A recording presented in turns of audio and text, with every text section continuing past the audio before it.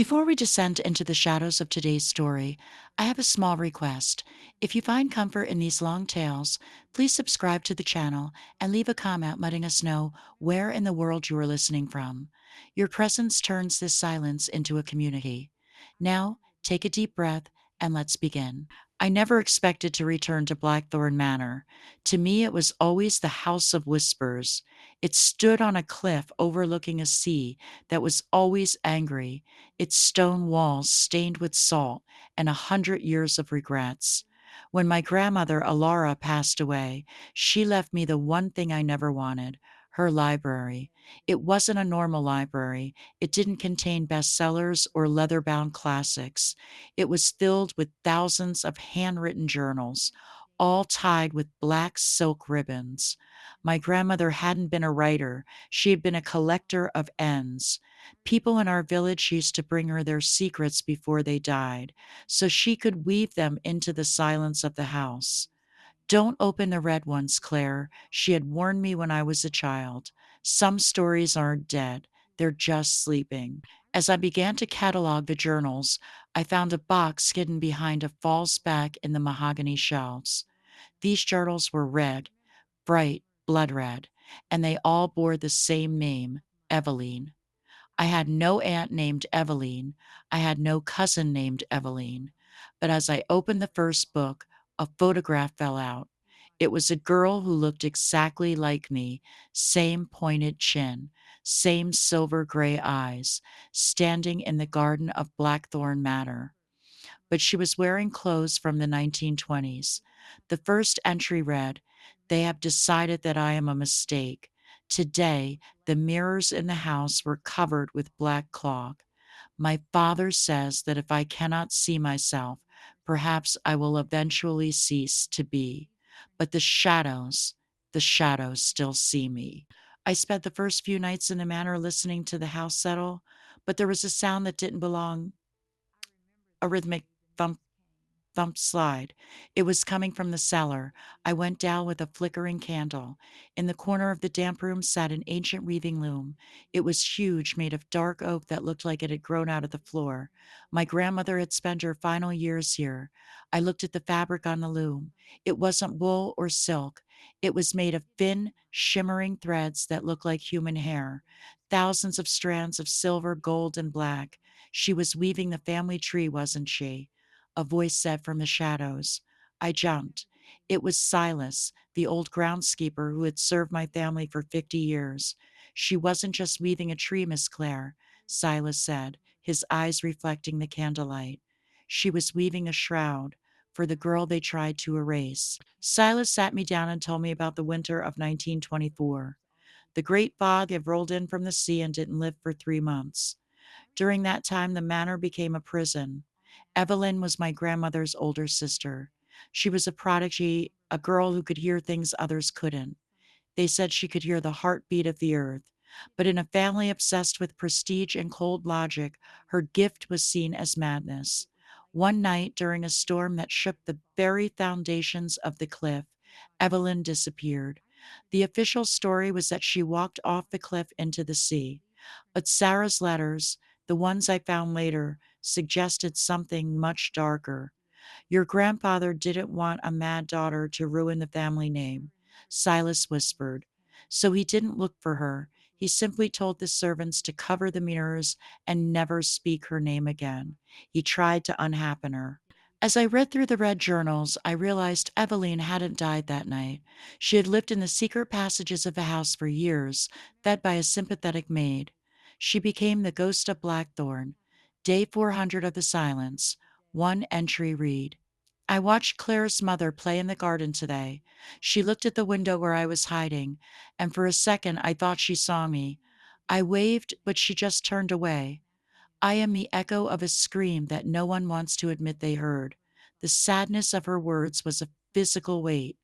I started to see her everywhere, a shadow in the corner of my eye, a reflection in a window that didn't match my movement. She wasn't haunting the house because she was evil, she was haunting it because she was forgotten. The red journals were not just books. They were a map of a mind being slowly dismantled by loneliness. I spent the next 3 days sitting in the library, surrounded by the smell of old paper and the distant sound of the tide. I realized that Evelyn had found a way to live in the in between spaces. Blackthorne Manor was full of hollow walls, service tunnels, and forgotten crawl spaces designed for servants who were meant to be invisible. Evelyn had simply become one of them. January 14th, 1926. I have learned the language of the house today. The floorboards in the hallway groan in a D minor when father walks over them. He is heavy with the weight of his own lies. Mother's footsteps are lighter, a frantic staccato, like a bird trapped in a cage. She knows I am here. Sometimes she leaves a saucer of milk and a piece of bread near the linen closet. She doesn't call my name. She doesn't look for me, but she feeds the ghost she helped create. Evelyn's perspective was that of a silent observer. She described her sister's wedding, my grandmother's wedding, from behind a velvet curtain in the ballroom.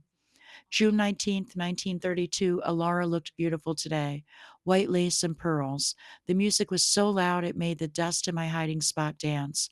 I stood behind the great clock in the hall and watched them drink champagne. They toasted to the future and the family name. No one toasted to the girl who used to play tag with the bride in the garden. I reached out and touched the back of Alara's dress as she passed by.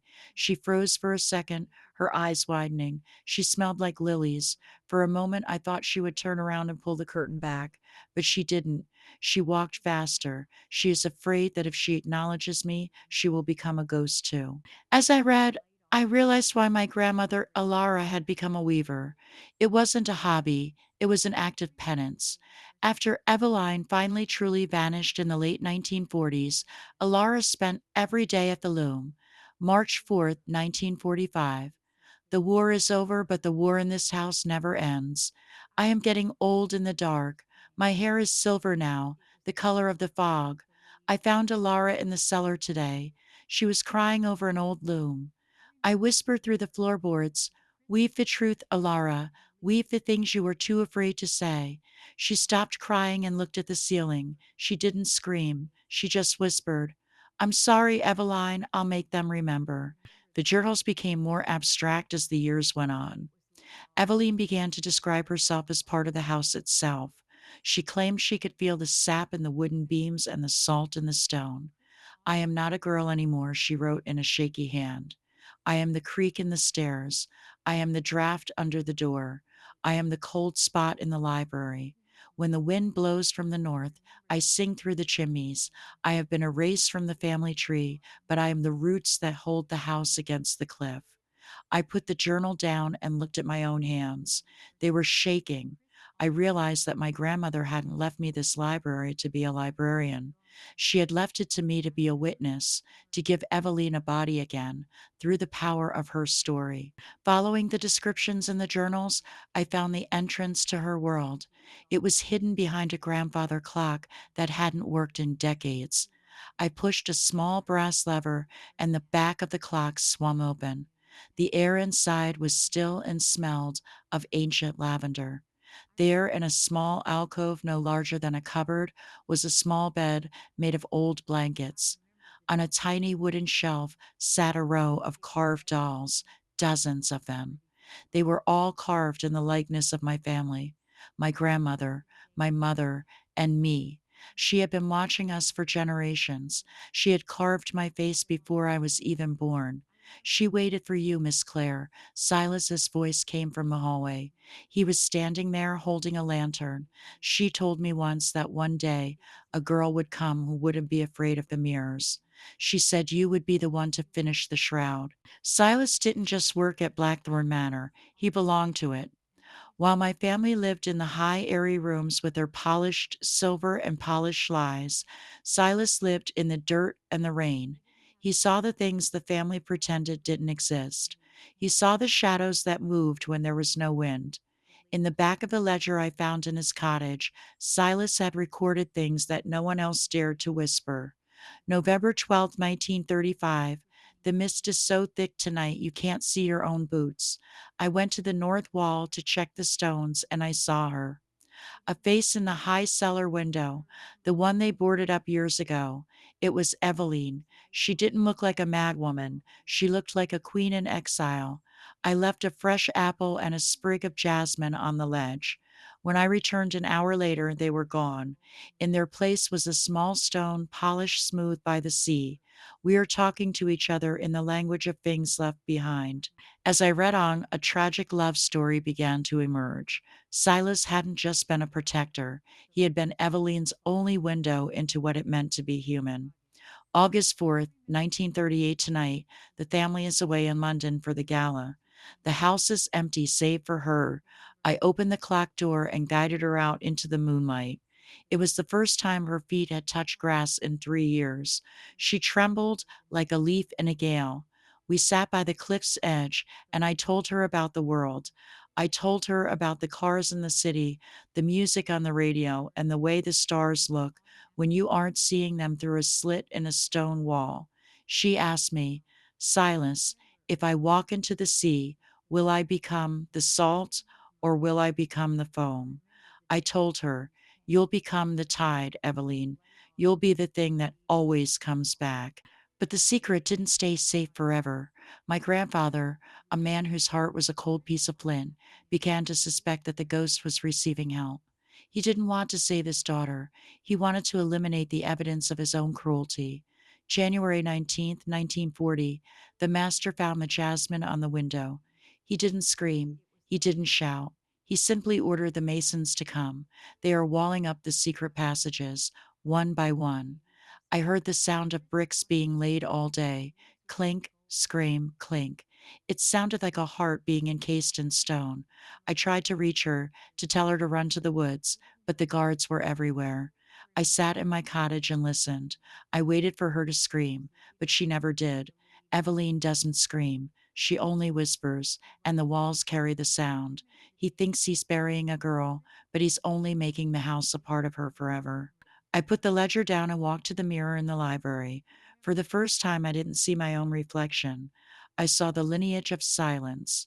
I saw my mother, who used to hum tunes to the walls when she thought no one was listening. I saw my grandmother, Alara, whose hands were always calloused from the loom. I realized that every woman in my family had been a guardian of this secret. My mother had known. She had lived her whole life in a house where her sister or aunt was literally breathing behind the wallpaper, and she had chosen to stay silent to protect the reputation of a dead man. It wasn't just him, Silas.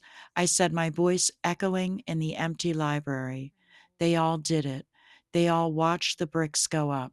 I returned to the cellar, to the great oak loom. I looked at the shroud Alara had been weaving. It was nearly finished, but there was a gaping hole in the center, a space where the most important part of the story should be. I realized what I had to do.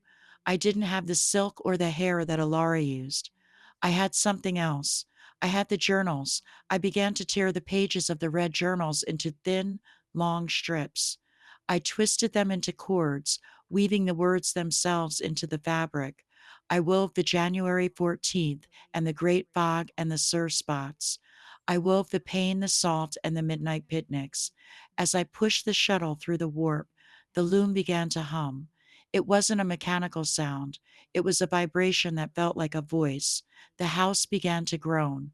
The mirrors in the rooms above began to vibrate.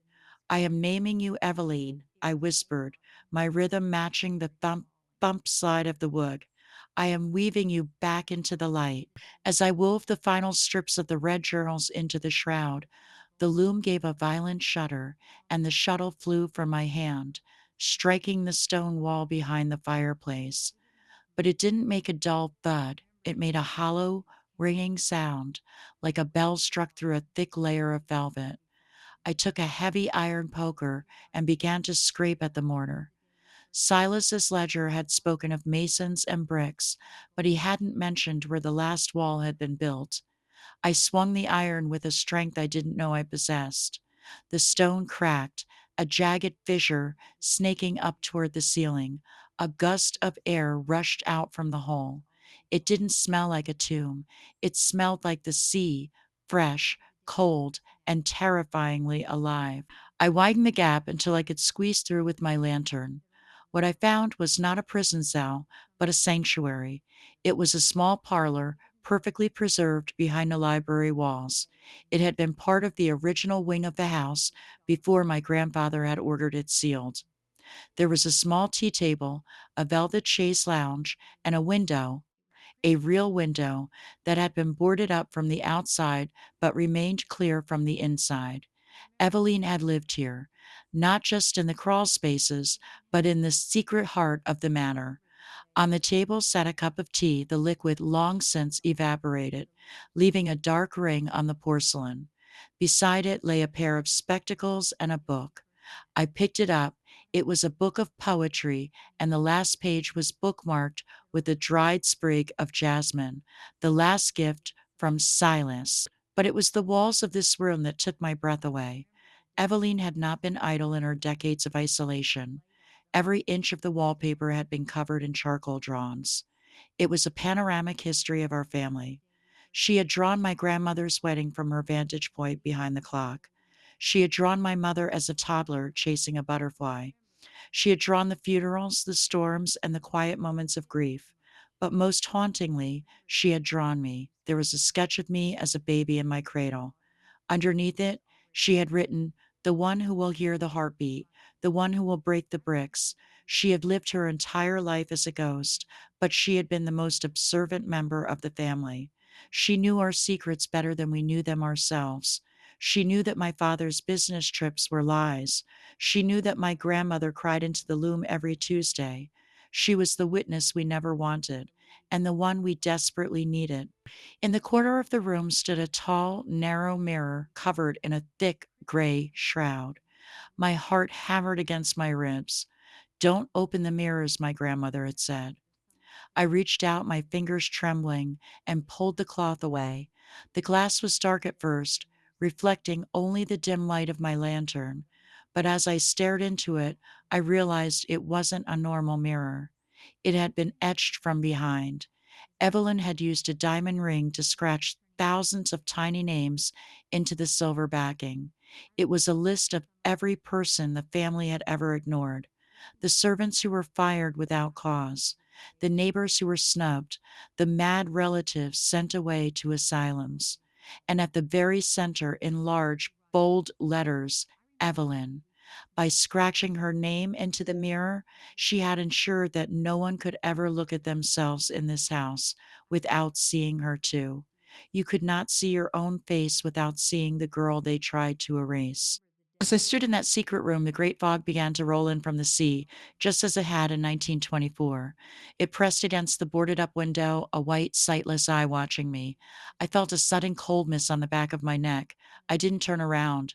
I didn't need to. I could hear the sound of a dress rustling, the sound of silk against stone. "I found you," I whispered to the empty air. "I found all of you." The house didn't groan this time. It sighed, a long, exhaling breath that seemed to vibrate through the very marrow of my bones. The heavy quiet that had plagued Blackthorne Manor for a century was finally dissolving.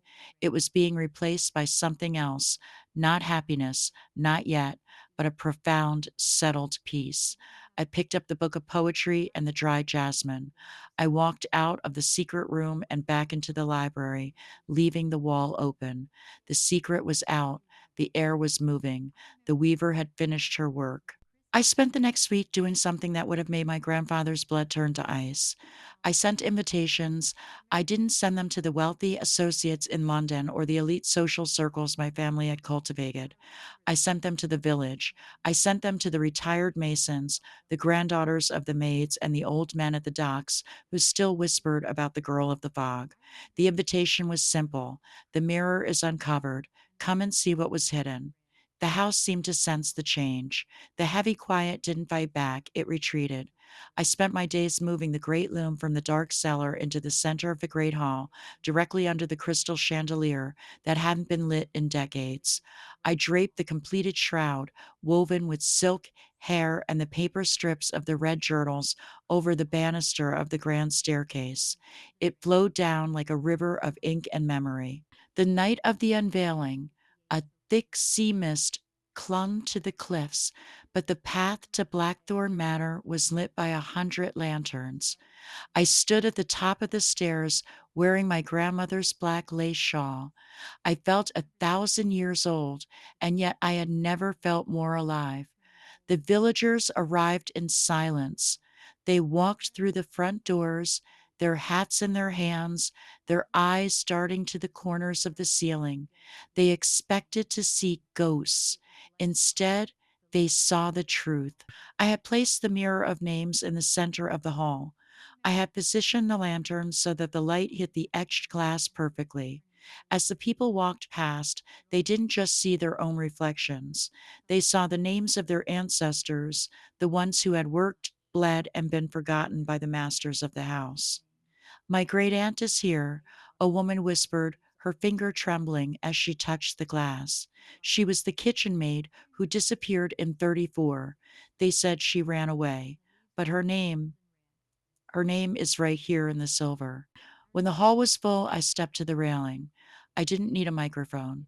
The acoustics of the house, designed to carry whispers, now carried my voice like thunder.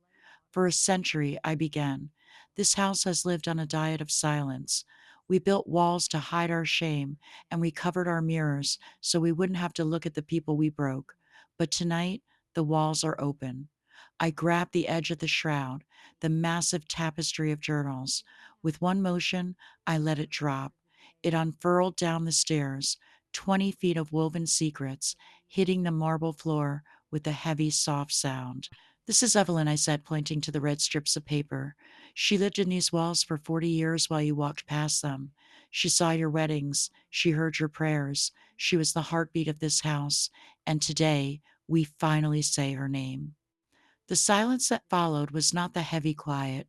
It was a collective gasp, a moment of shared realization that the legends were true and the truth was more tragic than the ghost stories. As the name Evelyn echoed through the hall, a strange thing happened.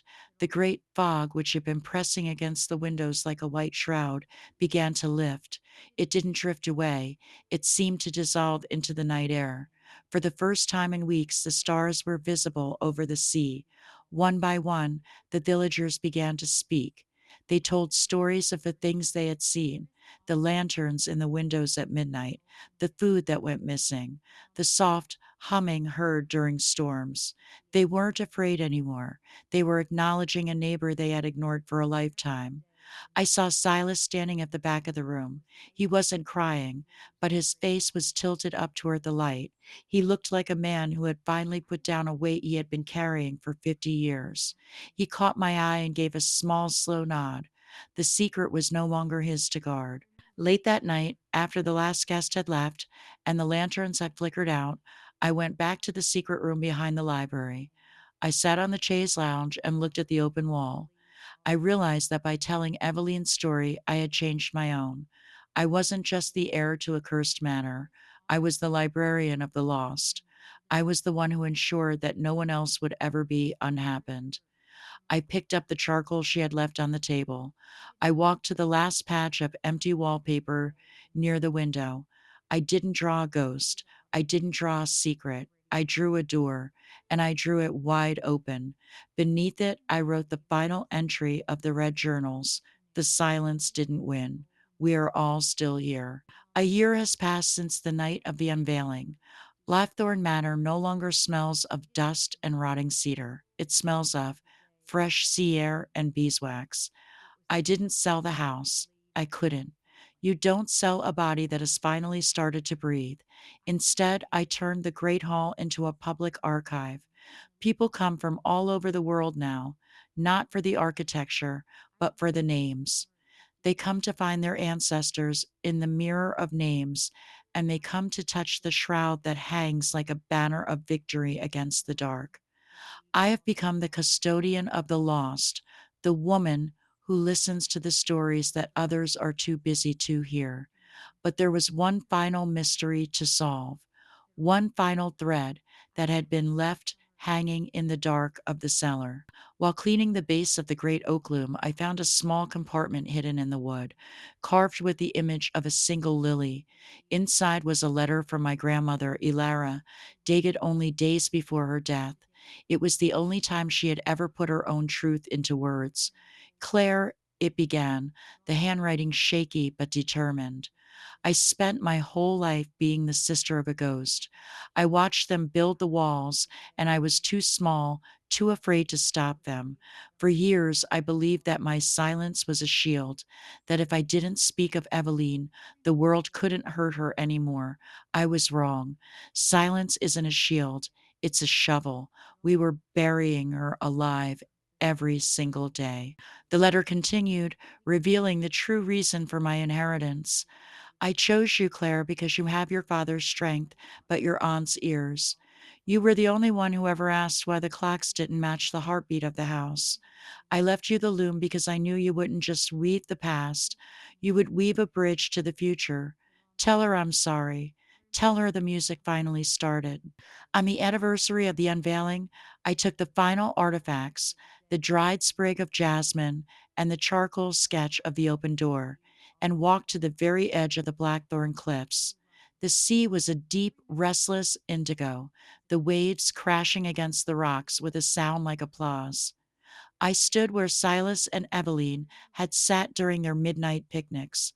I felt the wind whip my hair across my face, and for a moment I felt a presence beside me. It wasn't the cold, terrifying chill of a haunting. It was a warmth like a hand resting lightly on my shoulder. You're the tide now, Evelyn, I whispered into the wind. Just like Silas said, you're the thing that always comes back. I threw the jasmine into the air. I watched it catch a thermal, spinning up toward the stars before plunging down into the white foam of the Atlantic. I felt a tremendous weight lift from the cliffside. The manor behind me didn't look like a prison anymore. It looked like a hot place. I returned to the house as the first light of dawn began to touch the windows. In the great hall, my daughter, little Alara, named for the grandmother who tried, was sitting at the base of the stairs. She was only 4, but she had a habit of tilting her head as if listening to something far away. Mommy, she said, pointing to the wall where the secret room had been. Do you hear that? My heart skipped a beat. What do you hear, honey? The house is singing, she said, with a wide, bright smile. It sounds like a piano, but without the piano. I sat beside her and listened. She was right. It wasn't a sad song. It was a melody of movement, of air circulating through rooms that were no longer locked. It was the sound of a family that had finally stopped holding its breath. The story of Blackthorne Manor is no longer a ghost story. It is a story about the power of a name. We are the architects of our own silences, but we are also the weavers of our own light. As I look at the shroud, the red paper strips now faded to a soft pink by the sun, I realize that the work is never truly finished. There will always be forgotten shadows. There will always be names that need to be etched into the glass. But as long as someone is willing to listen, no one is ever truly gone. The weaver of shadows has laid down her shuttle. The clock has struck the hour of truth, and the fog has finally, mercifully cleared. Thank you for walking through the halls of Blackthorn Manor with me today. This has been a long journey, and if you are still here, it means you are a witness to Evelyn's story too. If this tale touched your soul, please subscribe to the channel and leave a comment with the word witness so I know you heard the heartbeat. We have many more stories to tell, and we are so glad you are part of our family. Until the next shadow falls, keep your light bright.